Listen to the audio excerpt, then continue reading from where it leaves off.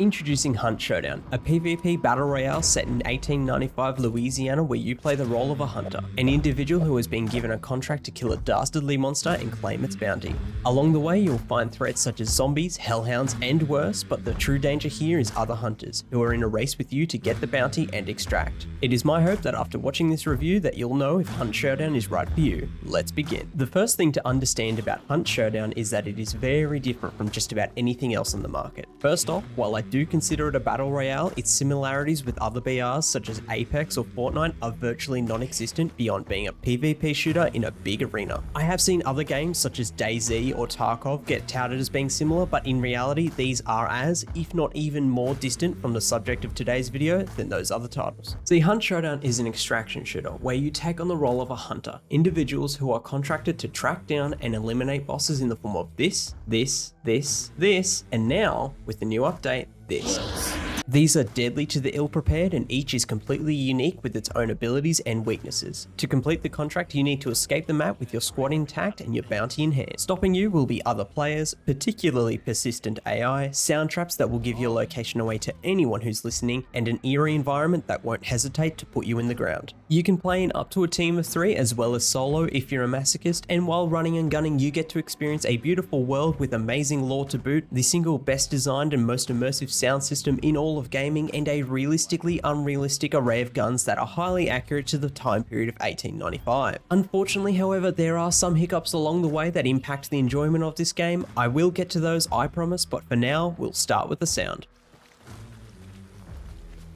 In this game, all sound ranging from gunshots to splashing in mud on a foggy day to a zombie stepping on broken glass is simulated in a 3D soundscape before that sound is transmitted to your character's earballs. Before being presented to you, however, all of the sounds, and I mean all of them, go through a process that uses sound propagation, spatial audio, occlusion, dynamic audio mixing, and environmental audio to ensure that the sound feels as real as possible. Now that is a lot of technical jargon that I well and truly do not understand, but what it all means is that every sound you hear is accurate based on the environment you are in, the obstructions between you and the sound, the distance between you and the sound, and even how other sounds interact with the sound before it reaches you, such as falling rain or this screeching dickhead.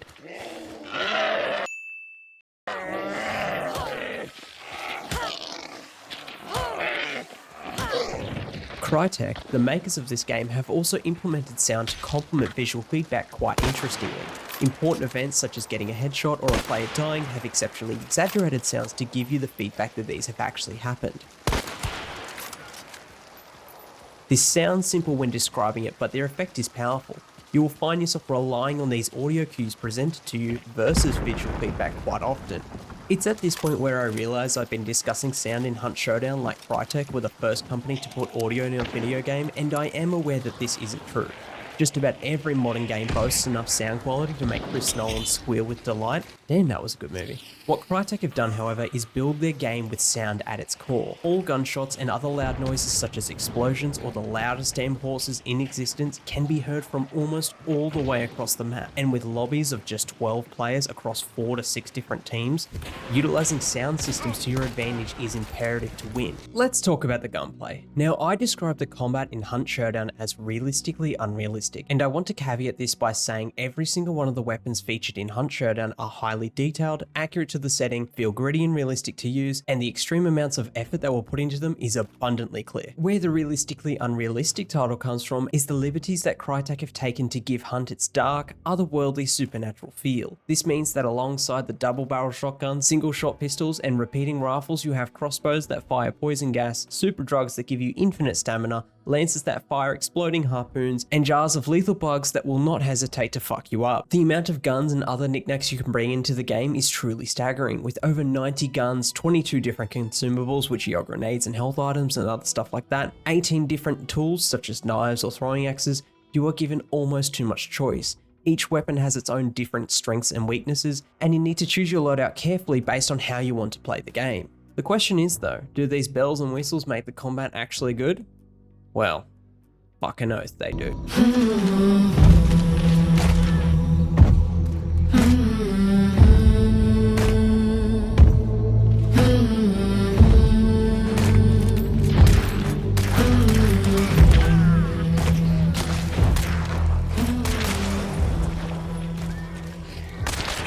When Hunt was being created, its developers had the motto feedback plus emotion equals experience, where feedback is the audio and visuals presented to you through the game. This forces you to ask questions like, what is that? Where is it coming from, and is it dangerous? Now, I don't really need to define immersion for you, we all know what that is. I can say, however, that very few games in my past have created a deeper sense of belonging to a world than Hunt has. Everything about the world, down to the damned swamp bugs floating in your ears, has been created to make you believe that you're in 1895 Louisiana hunting monsters for breakfast. Emotion is the glue that binds the feedback and immersion together. Without it, a world can be as visually or audibly as impressive as it wants. It can be as realistic as it wants. None of that will matter if players don't experience emotions. And just so we're clear, you're gonna experience emotions. The high stakes, unpredictable and challenging situations that Hunt throws at you game after game elicit feelings of fear, tension, excitement, satisfaction, and a hell of a lot more. Creeping down the corridors of the boss's base, knowing that players are inside, ready to defend what is rightfully theirs, running for your life as 3 different squads converge on your location as you try to extract with the booty. Heck, even startling a horse gives you intense feelings since you realize you've just given away your location to the entire lobby.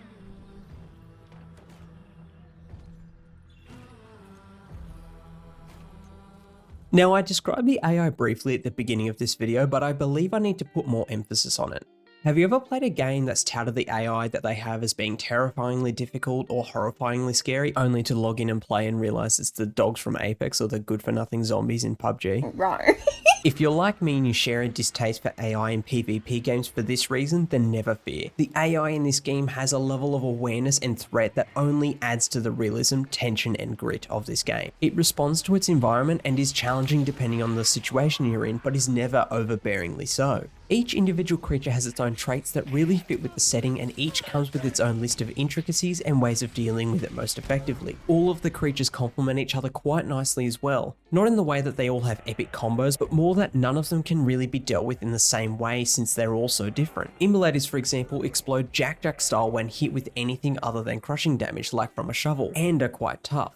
Hives, on the other hand, deal massive amounts of ranged poison damage over time, but are very weak to just about everything.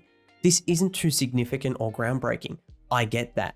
What it does though is add to the world and add to the difficulty of fighting other hunters. There's also this funny quirk where zombies, or grunts as they're called in this game, are equipped with random items that they died holding, meaning that a zombie breaking a lantern on your head happens far more often in this game than any other game in existence.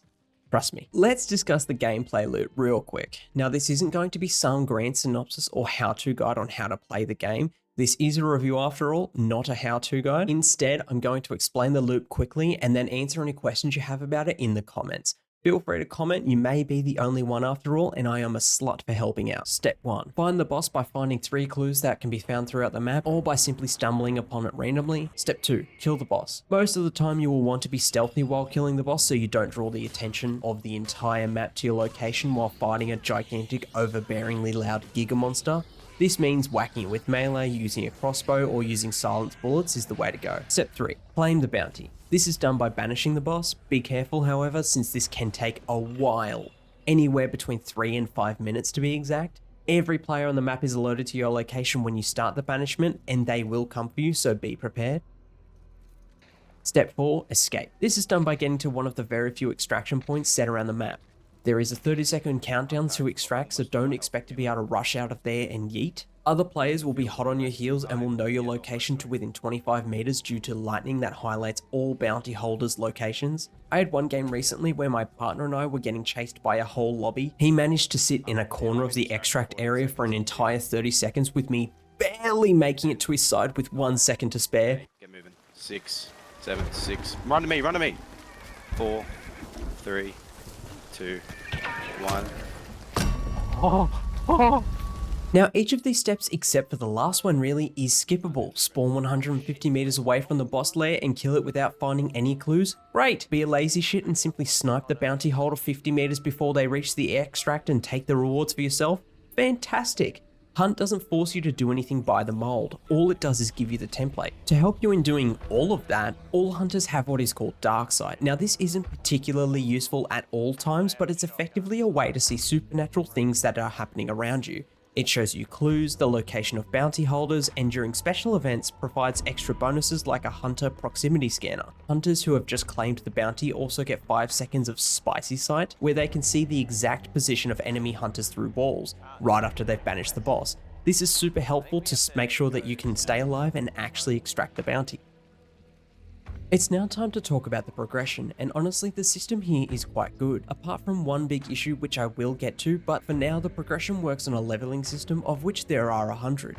You unlock newer and potentially better guns at just about every level until level 80, where the rewards are mostly all unlocked. A lot of the quote unquote best guns in the game are required in the later levels, but this is only very loosely the case. The game naturally balances how powerful all of its guns are, and no gun stands out with a significant advantage over any of the guns in its class. The ones that are on the extreme end of being stronger in terms of time to kill or flat out damage come with the caveat of being 20 times more expensive and often have massive drawbacks to their use, such as only having 2 shots or being very niche in actual practice. For these reasons, I always have plenty of money on me to spend because I prefer guns that are less expensive naturally. To equip and even purchase your hunters, you use in-game currency called hunt dollars. It's not that type of currency, don't worry. This is only earnable by playing the game and is given to you in abundance as you level up, get kills, and extract bounties. The game even gives you a free version of everything you've unlocked and gives you free, fully equipped hunters endlessly as well, so you don't need to worry about running out of any money. You should always have enough to at least play the game, and I've personally never run out other than when I've expressly splurged because I was about to prestige. Now, I really enjoy this system. Not only does it heavily reward using different guns and experimenting, but honestly, it is a lot of fun to level up. You don't feel like you're that far behind while you're a low level, since even the guns at this level are very, very solid. You will unlock traits to buy very quickly, and honestly, it's not that hard to find some strewn across the map. Some hunters even spawn with traits equipped, so you're never really going to feel a distinct lack of power, no matter what level you are. You may be thinking that, mate, you've described a pretty good system, what's your freaking problem? Sounds good to me, right? And really, it is good, until you get to the end. Like many FPSs, Hunt uses the prestiging system. There's nothing wrong with this inherently, and honestly, I enjoy prestiging in games. The issue I have with it here, however, is that there's virtually zero rewards involved. You can choose between, you do not get all 3, that would be too much, the option of getting an extra 2,000 hunt dollars, which is the currency you use to buy guns and equipment, and this amount is barely worth the effort it takes to say 2,000 hunt dollars. You could choose the 10% non-stackable XP boost for the duration of your next prestige, but this is atrociously boring as an option. Or you could choose a single, just one, random legendary skin, which sounds neat enough before you realize the sheer amount of equipment, guns, and characters in the game means you're very unlikely to get anything you actually want. To top it all off, the legendary skin option only applies at certain prestige levels and cuts off completely at level 50 out of 100. There is a unique skin reward for prestiges 5, 10, 25, 50, and 100, but these pale in quality compared to the skins you can just simply buy or get at random, and they are only for specific guns. I know it sounds like I'm crying over not much at all, but this is an area of the game where being given just a little bit of love would go a long freaking way. I've hit the point in the video where I feel like I am entitled to a cheeky self-plug, so if you enjoyed the video and you want to see more, how about you like and subscribe? Can't hurt. On to the graphics now, and honestly, I don't have much to say. They are neither prohibitively bad nor groundbreakingly amazing. The map, guns, and monsters all look quite good, and the detail in the map is AAA level. The game is aesthetically gorgeous, and to put a cherry on top, even with high fidelity, the game runs exceptionally.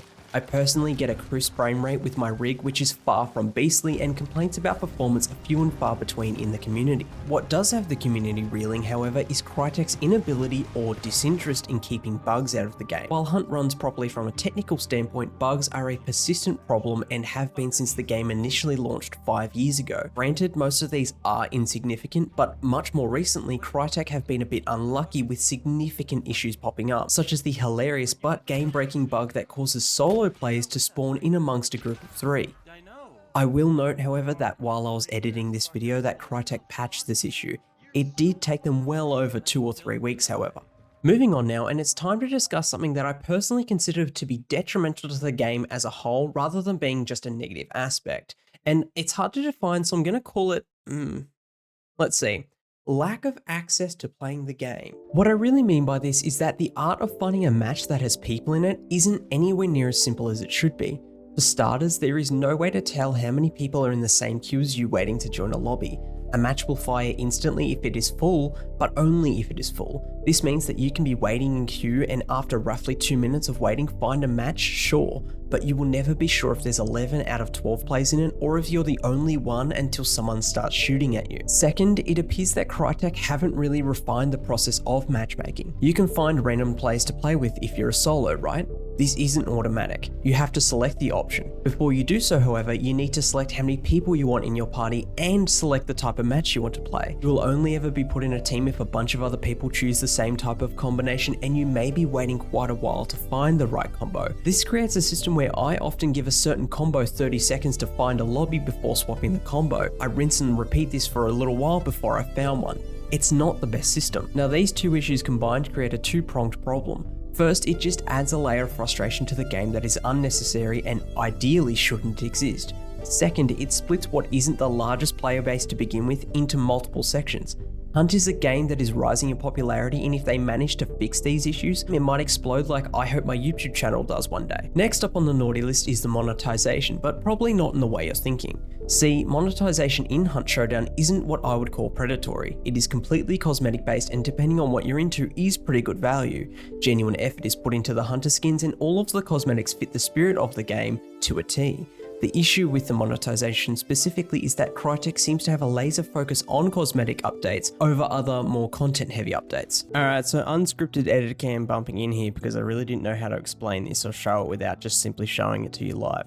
So, with the DLC and the cosmetics, I do believe that Hunt isn't necessarily predatory, though I am changing my mind. The reason why I haven't really written it into my script is because when I'm playing these games, I really struggle to actually look at these screens because I refuse to spend in-game currency on items or buy in-game currency these days. I just can't do it.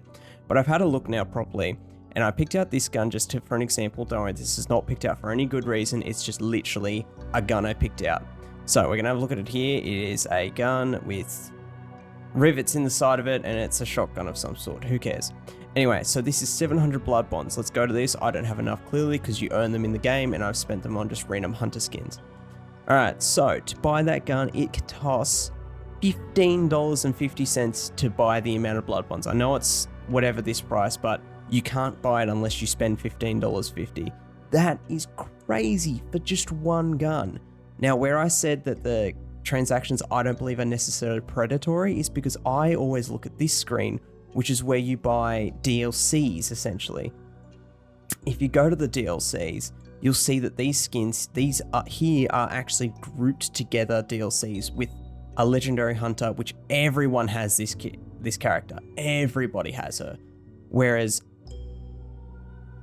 this is the stuff that I always buy. I never actually go into the actual blood bonds. If you are actually paying blood bonds for stuff, you are getting shafted, and I would not recommend it at all. Editor came out. They have been upping their actual content production much more recently, however, which suggests the winds of change are blowing. This last update brought us a 5th new boss to the game along with new weather modes to play in, which actually changes the dynamic of the maps and how they are played a lot more than what you'd think. Crytek is also promising quite a bit more to come very soon, which has me very excited. This is of course fantastic news and a sign that things are on the up and up. It also coincides with them smashing their concurrent players record. Good job everybody. That really is it for the negatives though, and to bring this review back to positivity where it really should be, I can safely say that all of those negatives are honestly very fixable if the devs put their mind to them. The core gameplay of Hunt ensures that it is an absolute blast to play each time you load in and is always a different yet equally exhilarating experience. The sound, gunplay, PvE and overall gameplay loop hold this game high in my regards, and I don't see myself quitting anytime soon. Hunt is a special game with a genuine uniqueness that is very rare to see in the modern era. The devs aren't price gouging their customer base for everything they are worth, and it does seem to be genuinely the case that they are wanting to double down in improving the content on offer. I really do hope to see you out there on the Bayou, especially since it means that there might be more noobs for me to farm my KDA on. It is for that reason that even at the full price of 60 Australian or 40 US dollars, I'm going to highly recommend you give this game a go. I promise that you will not regret it, and in the process you will be supporting one of the good guy developers that exist out there. Folks, my name is Cameron, you've been watching the Aussie Perspective, stay happy gaming.